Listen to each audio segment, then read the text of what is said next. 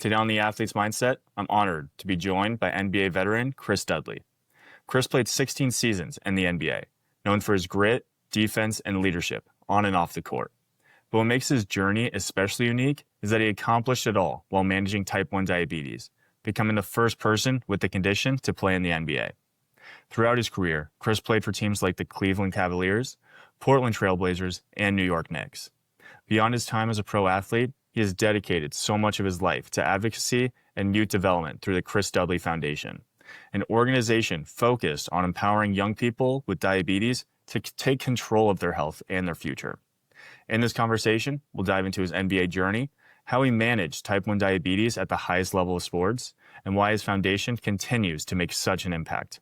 Chris also shares valuable advice on resilience, preparation, and what athletes need to do to succeed beyond the game. This is going to be a great conversation. Let's get into it.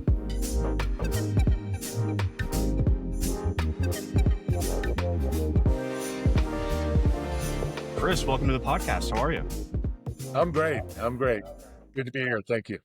Yes, absolutely. I'm happy to have you here. First NBA player to be on the podcast, so this is super cool. Starting with the NBA, you played 16 seasons, which for any professional league is just unbelievable. What do you think contributed to your success and having just a long career? Well, you got to get a little bit lucky as far as injuries go, and but I think the preparation and the guys that last a long time really treat it as a profession. Uh, in how they prepare, how they take care of themselves, and treat it as a job, and don't let themselves get way out of shape and all those things, and really. A lot's been highlighted what LeBron does, and that's kind of too extreme. But that's what a lot of the guys do who have long careers is making sure they're taking care of their bodies, getting the weightlifting done during the off season, stretching, always working on their flexibility, taking care of injuries when they have them. Those sort of things really help to the longevity, and then during the season, really being prepared as well and not getting too high or too low and just know it's a long season and just taking care of yourself along the way. Totally. One thing I like what you said there is just the long season. Some guys will make it seem like it's a roller coaster. They have their highs, have their lows, and throughout a career, that doesn't last a whole long. Consistency is always huge. How do you think athletes nowadays could be more consistent, or just how did you stay consistent throughout a season? Well, I think it's not easy. Everything I'm going to mention, it's not always easy to do because you do get emotionally, obviously, big wins or you have a bad game. You're going to have those emotions, and the key is to keep your head up. My wife has a company called Live Heads Up, and we talk about keeping your head up and Yeah, I being got the hat resilient. on. Oh, awesome, awesome, yeah, Yeah. yeah, absolutely. Well, that's it. I mean, it's kind of it's okay to have that emotion and being down after a game or being sky high after a game, but you just gotta okay. Now let's move on to the next, and just not let it linger, not let the past affect the future, and people who have the long careers are able to do that. And it's kind of like there's no losing, there's just learning. When something doesn't go right, learn from it and improve on it. And if you do that, you'll have success over time. 100%. As just in baseball, that was one thing that I really struggled with. And it wasn't until my final year of playing baseball that I realized, like, maybe I'm putting way too much pressure on myself and realizing that, if I had a bad day yesterday, I can't do anything about it. And the more I dwell on it or think of, what could have been different, the less I am here in the present, ready to attack this moment, which is No, something that's that, just it.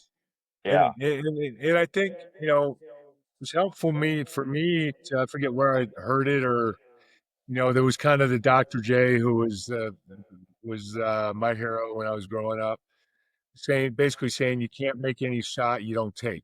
Like don't be scared to shoot the ball. And then you realize all right, you're a world-class basketball player if you can make half your shots. You're going to miss at least half of them.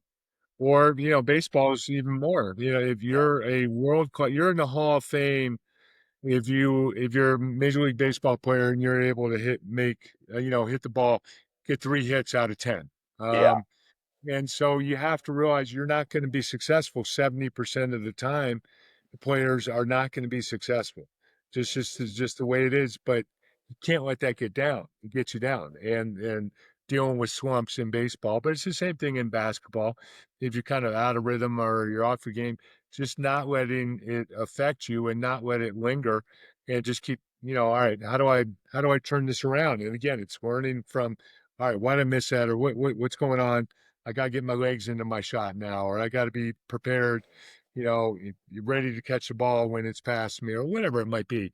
I've got to get a little more energy, or whatever it is, your triggers, and just learn from it, but not get caught in the when it doesn't go the right way, because Yeah.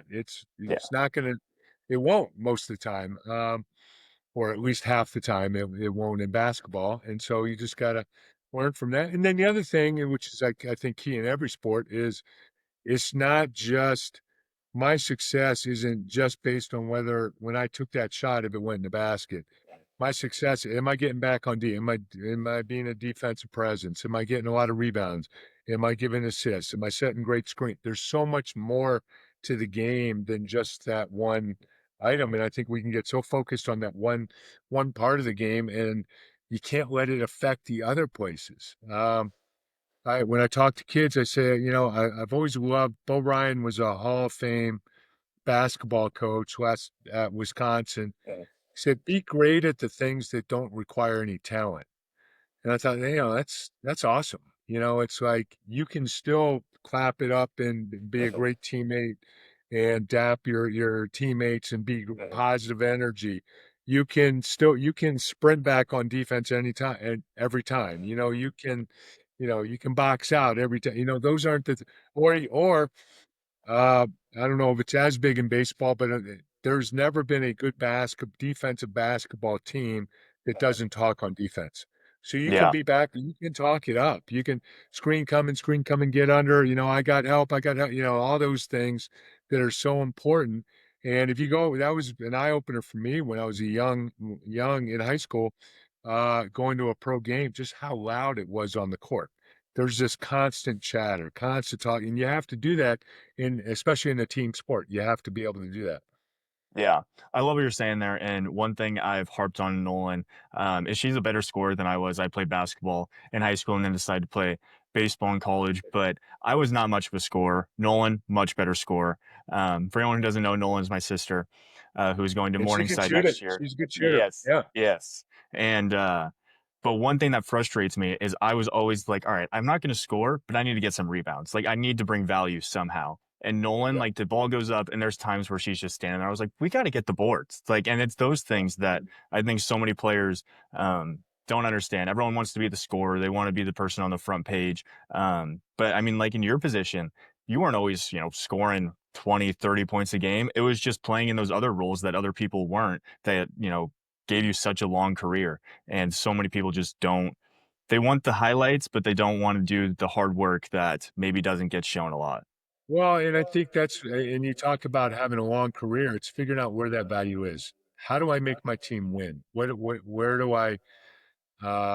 role do I play? And in college, I was more of a scorer, and I think I averaged 18 my senior year or whatever. And, but in the pros, I wasn't. When I went on the floor, and, I'm playing with Patrick Ewing, I'm playing with Clyde Drexler, I'm playing with Jason. I'm like, I'm not going to be the one getting all the shots tonight. Yeah.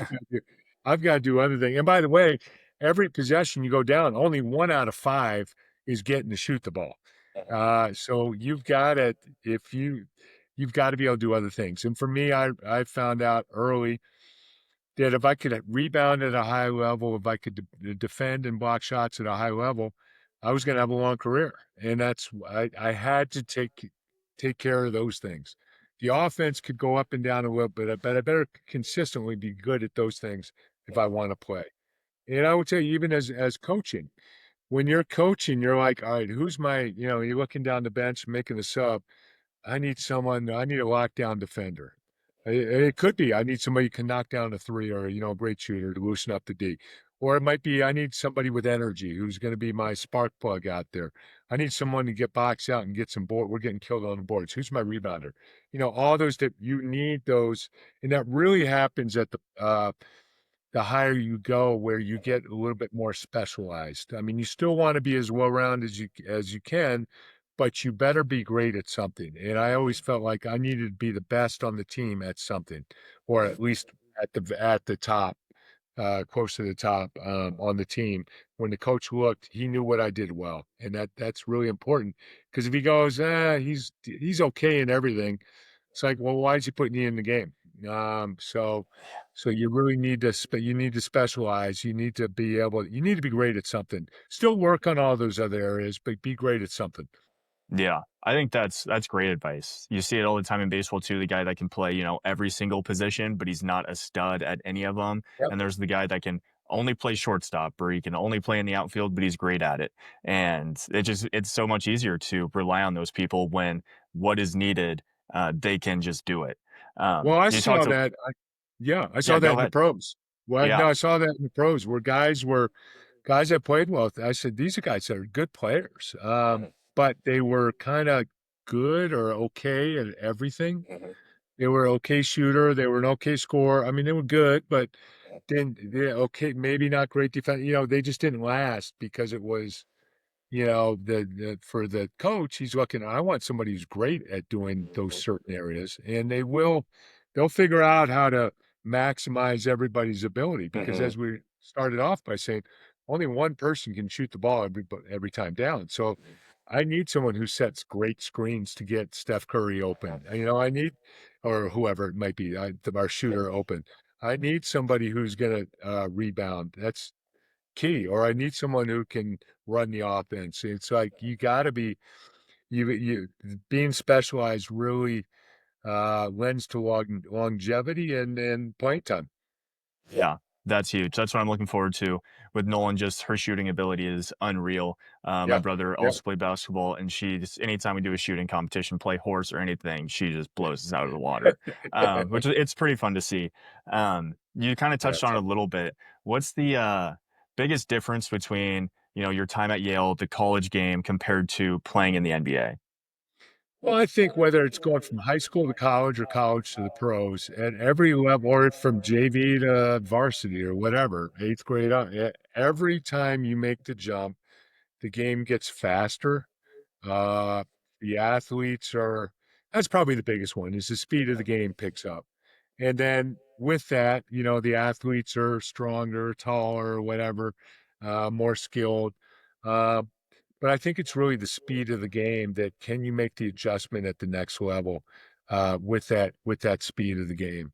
And then it's how once you if you can, how do you fit in and how can you excel in a certain area like we were talking about earlier. Yeah, that's great stuff. Before we get into just the T1D and everything you've done for that, we've talked about it a little bit, but what was your just mindset on the court? I know you said you want to make sure that you're playing your role, you're doing what you can do to make the team win. But you got to have that competitive edge. What was just your thought when maybe you're guarding a guy or going up against a guy in the paint? Well, I just took a lot of pride in defensively just trying to make it. You're not going to stop an NBA All-Star one-on-one, but what your job is to make it as difficult for them as possible. That might be that you meet them at the free throw line and don't just let them go down to the block. You keep them off their favorite spots, whether it's on the wing or a post. You want it, players have their spots where they're most comfortable, and you want to keep them away from those spots. So the battle is making them taking a shot that they don't want it to take, making them take a lower percentage shot. And so I took a lot of pride in defensively trying to stop the player I was guarding and then rebounding. I tried to, I kind of had a rule of thumb. I wanted to get at least one rebound per 3 minutes. So you play 24 minutes, you get 8 boards, that kind of thing. 10 boards per every 30. Really just being, and for me, it was being active. It was every possession. I want to go after that rebound. I want to make it difficult for the defender to keep me off the glass. And that's, when it's going for offensive boards, which is a specialty of mine, that's spinning off them. It might even be stepping out of bounds and coming back in, whatever Mhm. it is, just constantly going, constantly moving where they lose sight of you. And then you can get your team an extra possession.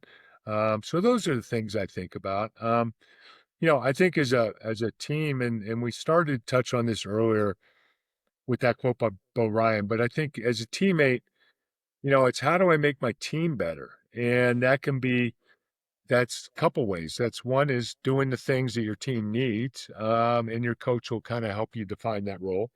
The other is being a positive influence on the team, a positive energy. Anybody, and I know you've seen it. Anybody who's played on team sports knows guys that are positive energy and guys that are negative energy. They kind of can suck the energy out of a team, and you want to be a positive, and that can be cheering your teammates on, congratulating your teammates, helping your teammates, and that matters. I talk to kids about this with Live Heads Up. We talk about just how important that is, and give you a story. Steve Nash.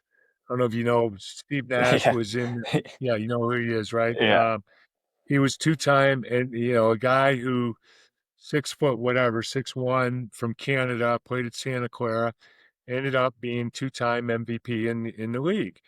And one thing he was known for was being such a great leader. And he was playing for Phoenix, and Phoenix had their staff keep track of how many times he congratulated or dapped up a player, or patted him on the butt or his shoulder or whatever, and just get positive energy, positive contact.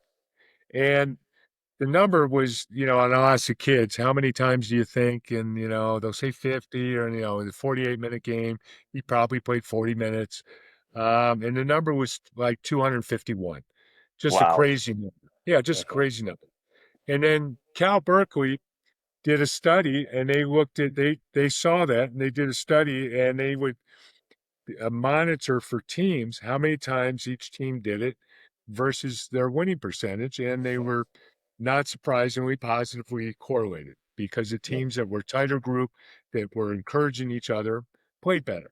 And so we talk about that, and I'll talk to the kids and say, listen, if a team like Phoenix, uh, which just sold for $4 billion, and here's a guy who was two-time NBA MVP.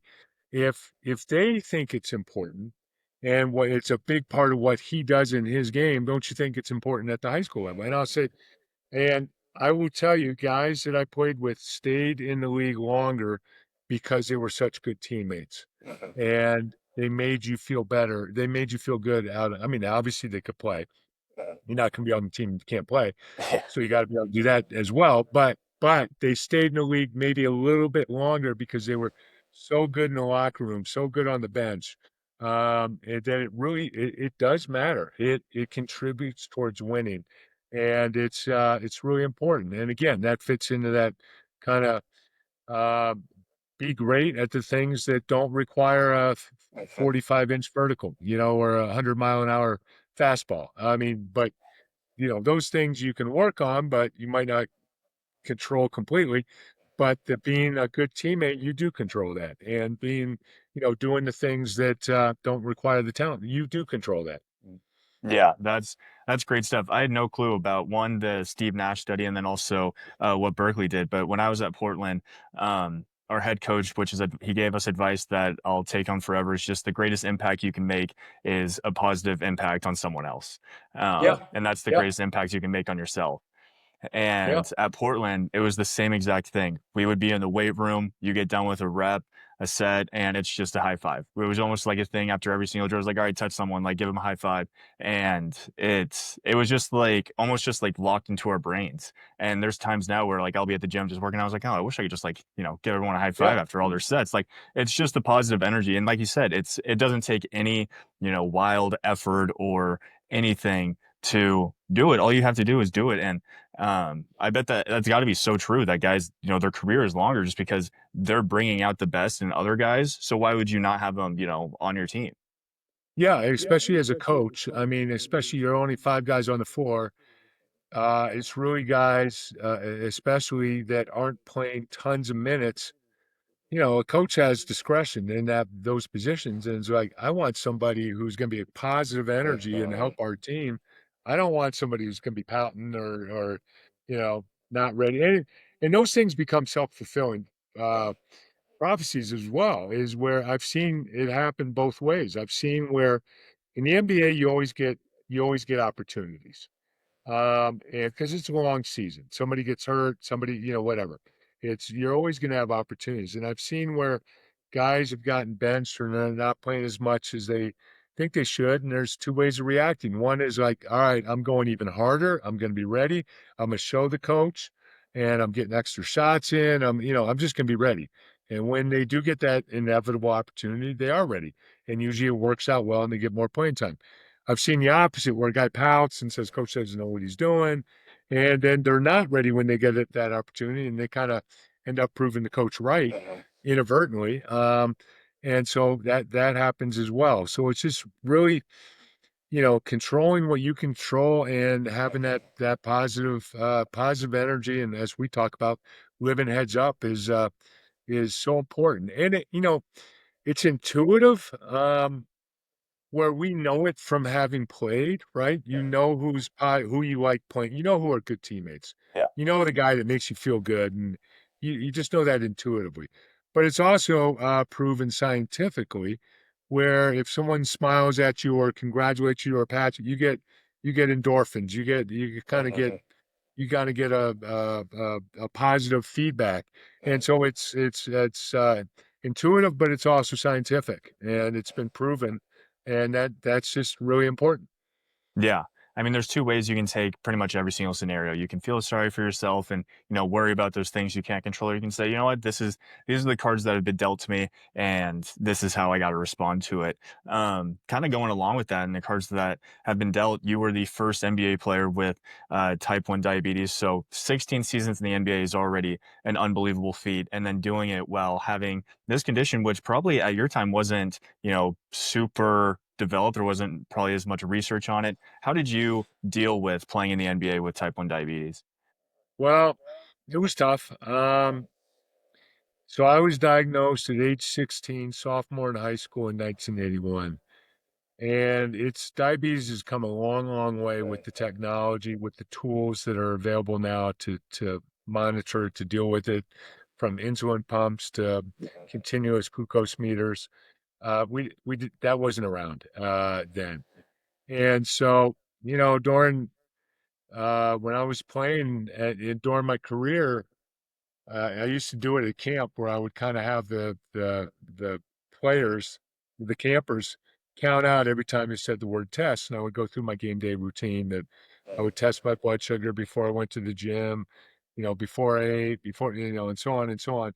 I would test between 14 and 16 times a day on a game day because I just needed my blood sugar to be dialed in for that game. And it's so there's one kind of treating it professionally, accepting it. Um, and, for me, like I think probably everyone, when you first get diagnosed or anybody gets bad, there is a initial why me reaction. And I know I was devastated at first, saw because I didn't know what it was. And kind of the first question is, am I going to live? And by that, I mean, what's lifespan and what does that mean? And then the second question was, can I play sports? I was fortunate. The doctor said, yes, you can keep playing sports, provided that you do, have these provisions. And once I kind of felt like I didn't think I was going to be able to keep playing. And basketball was my life. Sports were my life. And so when he said, yeah, you can keep playing, I was like, oh, okay. All right. I got a second. I kind of got out of jail. Yeah. I'm going for this. I'm not going back. Mhm. I'm taking advantage of this, and so I took it seriously. Still incredibly hard, as you know with from Nolan, is it's a tough disease in that you have it 24/7, 365. You never get a break from it. And that's hard because there's times where you just, I'm just going to ignore it. And Yep. if you do that, bad things can happen. So you just have to embrace it, to keep it. It's part of life. But in something we talk about at camp is you have diabetes, it doesn't have you. So you control it. And that's really important, I think, to have that mindset and that you own it. And then it's also when you look at your blood sugar, whether it's testing or seeing your CGM, if your number isn't right where you want it, it's not that you failed, it's just that you have to make an adjustment. It's kind of like I said earlier about if you miss a shot or whatever, losing, you're not losing, you're learning. You learn from it. And it's kind of the same thing. It's like, all right, this is a piece of information that's going to help me going forward. And you just kind of got to treat it as such. And then the important thing was developing routines. And I think this is important for somebody with diabetes, but also without diabetes. So, how does my body react best? When's the best time for me to eat on a game day? What type of food does my body, I would get this, a lot of guys get the routines. You go out and before and you get shots up or you stretch or it might be a kind of Steph is famous for the dribbling and shoot, whatever the routine is. Everybody has a routine kind of, but it's the same thing with diabetes. Get that routine, get to know how your body reacts and just get it dialed in. Yeah. I mean, that's great advice. Nolan struggled with that a little bit too, is there were times where it was just her blood sugar was fluctuating so much, especially during games. And then it got to a point where she was like, all right, if I eat this before the game, it's so much easier to regulate and I'll have this snack on the bench in case anything happens. But then once she just got into that routine, it was just so much more consistent. We saw like less and less of her having to come out or her numbers moving too much. So it's just like you said, getting in a routine and building that momentum almost. Along with that, And what do you and think? Oh, go ahead. I'd add on that it's learning over time too. Like I didn't know about the effects of adrenaline for it wasn't until my second, third year in the league. Someone said, yeah, your blood sugar spikes before the game because your adrenaline gets, you're going out in front of 20,000 fans, your adrenaline shooting through the roof.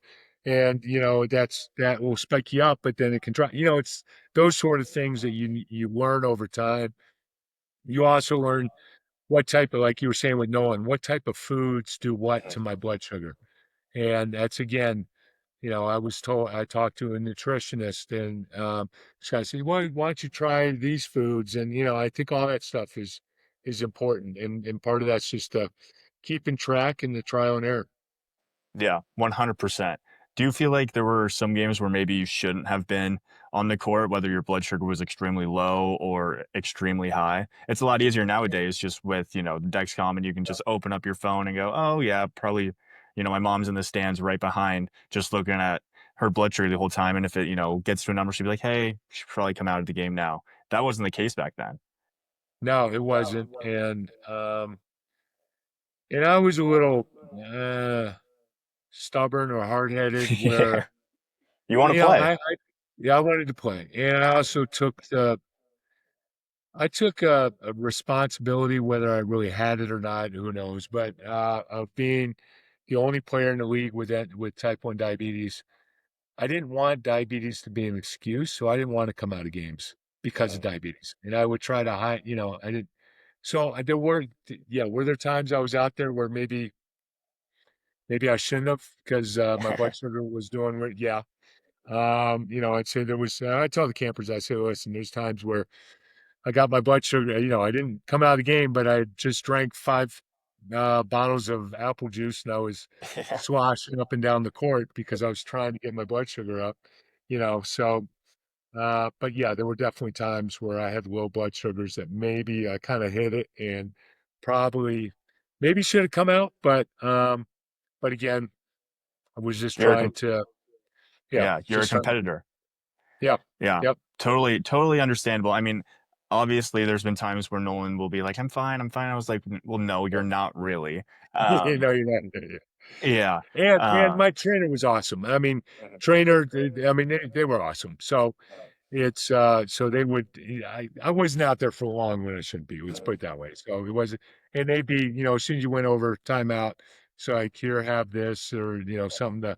Usually it was either Gatorade, or if you needed more, it was like an apple juice, or they called it Gator Load at the time, a high carb drink, something to Hmm. spike your blood sugar. So you would take care of it quickly, to get it under control. Yeah, that's a great transition into one of my next questions is what would you tell a coach or a trainer who's dealing with an athlete with T1D just to make sure one that they don't almost hold it against them like to a point where they're like, hey, like you're still an athlete, you're just like everyone else, but also making sure they are safe out there on the court. Yeah, I think that's, and it's also with parents. We would say, listen, I'm testing my blood sugar 16 times on a game day, and I'm doing everything I can, but I still have highs and lows. It's not an exact science. There's so many variables, like I mentioned, adrenaline, the insulin, the carb absorption. There's just so many variables that go into it. Having a flu, or, cold, 82 games, there's games where you don't feel great, all those different things.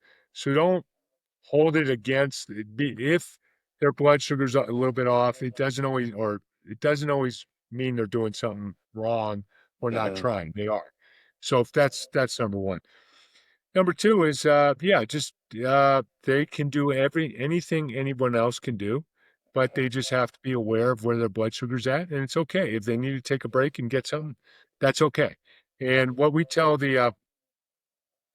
players is you need to develop that trust with your coach, with your trainer, whatever it might be, that they're going to be aware of your situation, and they're going to give you a break if you need it.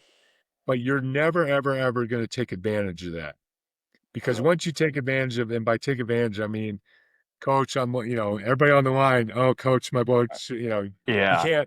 can't pull that out right. If you do have a low blood sugar, yeah, absolutely. But if you don't, you can't milk it, and you can't use it to your advantage. And you have to earn that trust. And if you have that trust is a two-way. It might be, hey, I got to take a break here, and you get some. And it's like, hey, coach, I missed some of that. I'm going to run extra after, whatever. Kind of like, I'm not trying to get out of anything. I'm just trying to deal with this. And coaches will sense that and respect that. And so I think that's important. Yeah, that's great advice. This is one question that I kind of just thought of just based on what I've seen out of my sister. But do you think there are any blessings that you've noticed just from, being diagnosed with type 1 diabetes? Nolan, I've just seen her. She seems, you know, way more likely to just take risk now. Like in her head, she's like, you know what? I already have this adversity. I have this thing going against me, but I've dominated it. I've done Yeah. everything. She's way more likely to, do something that's maybe a little bit scarier, take a new leap of faith. Have you noticed if there's any other blessings that you've noticed with T1D? Yeah.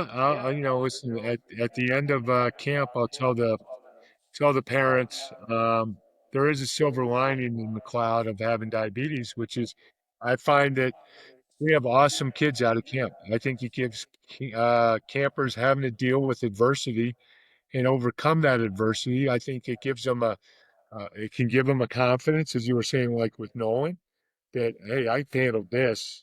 I can take on other things. I think it also gives you a humbleness and appreciation of life, which I think are good qualities. You realize, here we are by the grace of God. I just have to deal with this. I can overcome it. Um, but it gives you appreciation for life, and I think that's important. Yeah, 100%. So let's get into the foundation now. When did you decide to, make a positive impact on the younger generation and start the Chris Dudley Foundation and the camp? So it was I signed in Portland. I'd been in the league for a couple years, um, and kind of got to where, kind of like baseball, where you have your initial contracts, and then you eventually get where you're gonna your contract where you've made it as a major league player. And I signed that contract. It was a 6 or 7 year deal, and nothing like today, but it was good for the time. Yeah. Yeah, all relative. But I thought, all right, now is the time where I want to give back. I want to use my platform. And I was also wasn't super outside. I didn't hide it, but I wasn't super outspoken about the diabetes early in my career until I wanted to prove that I could play all 82 games in a season. And when I did that, or 80 out of 82, or whatever it might be, when I did that for a couple years, I felt like, all right, I showed that it's not diabetes that's going to stop me. You can play in this league with diabetes. When I felt like I proved that, when I kind of arrived with my, like I said, your career contract, Mhm. that you've made it. Um, we wanted to give back, and we gave back in a couple different ways. And by we, I mean my wife and I. Mhm. Um, gave back to education, and there we gave back to teamed up with, partnered with other organizations. And then with diabetes, it was that's going to be hands on. And um, my wife came up with the idea as a player, as a professional, as an NBA player. A lot of times you're asked about doing a summer camp, and we had seen a camp for kids with diabetes, and my wife came up with the idea, why don't we put them together? And it's kind of, when we think back on it, it's kind of crazy that we did it when we did, because it was the first and only one of its kind in the world. Um, but we just celebrated our 30th anniversary of doing the camp, and all the kids, boys and girls, ages 10 through 17, come from all over the country. In fact, all over the world. Mhm. We've had kids from, yeah, all over the world. And yeah, just finished year 30, which is pretty amazing. Yeah. What's been your favorite part? I mean, 30 years is a long time for anything. What's been your favorite part of the camp just throughout that time? You know, I mean, there's a lot of things. I think when we started the camp, my wife and I, you're thinking, all right, because I would get letters from parents and from kids about what's your game day routine? How do you play in the NBA with diabetes? Mhm. What's your routine? What's your schedule? And then obviously basketball, really teaching them how to play the game and skills and that sort of thing. So you have the camp playing with diabetes, but I quickly realized probably the biggest benefit of camp, and those other two are great benefits, but the biggest was seeing other kids who are in the same shoes as them. And so often, I don't know how it was for Nolan, but so often for kids, they may be the only one in their school with diabetes, or there might be someone a couple grades higher, a couple grades lower, that they have nothing in common with. And I know I didn't know anybody growing up who had diabetes. Yeah. And it can be very lonely in that regard because nobody else around you is dealing with what you're dealing with. Like I said, it's 24/7, 365. It can be a lot. And it's kind of, and at camp, they're able to, everybody else likes basketball and has diabetes, and they can share, and they're cool kids, and they can, hang out and share their stories, and everybody's walking in the same shoes. And I think that really helps them throughout the year to have that confidence that we were talking about earlier. And it also helps them when they're kind of going through the ups and downs occasionally, to reach out to other campers and stay in touch, encourage each other. And I think that's really been a blessing. And we just had a event here at our house. Well, we had 30 years of camp, which Nolan was at about 3, 4 weeks ago. Mhm. And then we just did a celebration where we had a bunch of alumni come out here to our house. We had over 120 people here that had come to camp throughout the years. And it's just fun to see how that family has formed, and how people stay in touch. And there's just that bond that I think is really important. And I think it's really important. I think it's really helped campers throughout the years to get those bonds, get that encouragement, and that reassurance. Yeah, absolutely. I mean, Nolan still talks every single day, it seems like, with a few of her friends she's made at camp. And I mean, it's Yep. it's so nice because for a lot of kids, it is hard to relate to someone. When you're first Yep. diagnosed, you're like, well, the parents don't, know a whole bunch. It's a shock to them too. The kids are like, well, I have to do this. Other kids usually don't understand. So it's just a great opportunity for them to, just be with people that are going through the same struggle, but also appreciating and bringing them all together. So how can people get involved in the foundation and live heads up? Well, you can go to chrisdudley.org, and also liveheadsup.com. Mhm. And check it Sweet. out and see what we're doing. And there's contact. You can see contact information on there, and either obviously donate or help out or whatever it might be. And just encourage. And if you know people with diabetes, that definitely let them know about camp if they don't already know.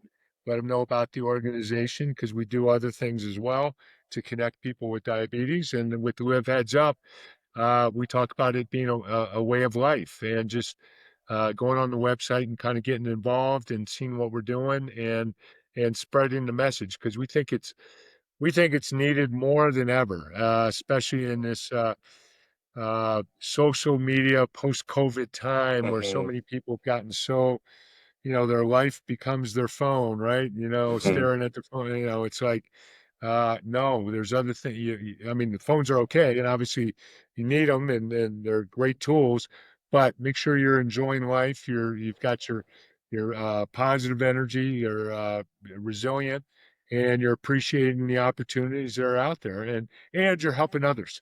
And I think that's a big one. Really, that social interaction is so important today.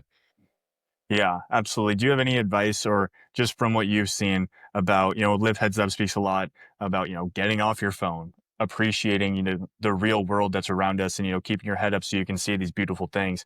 Do you have any advice for just young athletes that maybe, love social media or also, take into account so much of the negative noise or comparison that they see on social media? Yes. One is, yeah, take breaks where you just put your phone away and don't even look at it.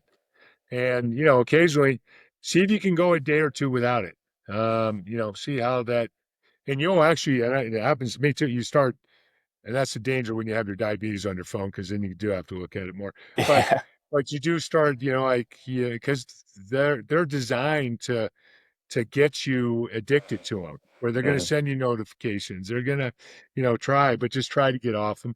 And really for the athletes, it's really don't look at comments about, I think kids get so wrapped up in that. And I saw it when I was coaching AAU basketball. I'm like, coaches are not reading what any of these comments are, these highlight, it's like a lot of it's nope, people don't care. Worry about what Mhm. you can control Yeah. and not worry about what other people are doing or saying or that sort of thing. And I heard, and I'll butcher the story, but this coach at University of Oregon football, where Live Heads Up, we've been involved with it. And he talked about the ice cream cone. And he said, imagine your ice cream cone. What kind of ice cream cone do you have? And he's like, mine's strawberry with sprinkles on top or whatever. And he said, and then your friend over there, your two friend, they have their ice cream cones and and uh um and you're so they have more sprinkles or they have more whatever. And you're so engaged in looking at their ice cream cones and you've been staring at their ice cream cones for 5 minutes. Well, what's happened to yours? Well, It's it's melted. melted. Yeah. Yeah, it's melted. It's gone. And it's like, worry about your own ice cream. I mean, Mhm. worry about, it's like, don't be so, we get so focused on what are they doing versus, hey, I worry about what I control. And, um, I had, and I'll just share this quickly. I had because I tell the campers this sometimes. I was with the Knicks and I talked about, when we went through the first series in the playoffs. I didn't play as many minutes as I thought I should, but kind of that same, but fortunately, I was in the mindset, all right, I'm going to show coach, I'm working my butt off, getting extra shot. I'm going to be ready. The next series, I do get my playing time. I play really well. I'm in the rotation. I'm playing a lot. And then all of a sudden, Patrick Ewing, who's the starting center, I'm backing him up, gets hurt. And thank goodness I've been on top and in a Yeah. good space because that was that opportunity go forward. And I was able to do well with it. But one thing I did was, I would pray before the games. Um, kind of in your quiet time before going out there, and it was like, let me play to the Lord. Let me play to the best of my abilities. I don't need to do what Pat did because I'm not that type of player. We're different Mhm. players. But if I play to the best of my ability, the team's going to win and we're going to do well. And because of the things I bring. And I think so often that's something we have to let me do the best I can do. And if I do, good things are going to happen. And so often we get to, oh, I got to do what he's doing, or I got to do what she's doing, or, it's like, no, do the best at what you do. Yeah. That's great advice. I mean, be grateful for the things that you have, not resentful for the things that you don't. So, I end every conversation with the same question. Oh no, go ahead. Go ahead if you got something to say. No, I was just going to say, and it also takes the stress off too, right? Yes. When you're Yeah. trying to be something that you're not, it's hard to do. When you're just concentrating on being the best you can be, it really takes the self-imposed pressure off, Yeah. which is And I mean, yeah, that's before I ask my last question, that's one thing that I've noticed a lot is a lot of people's self-talk is just so negative. And it's like no one else actually thinks this about you. We think, the coaches are going to bed like, oh, this guy's terrible, he's struggling. In yeah, reality, yeah, everyone's so worried about themselves and like, how they're doing that they don't even recognize like, how you are doing. And usually guys are way too hard on themselves.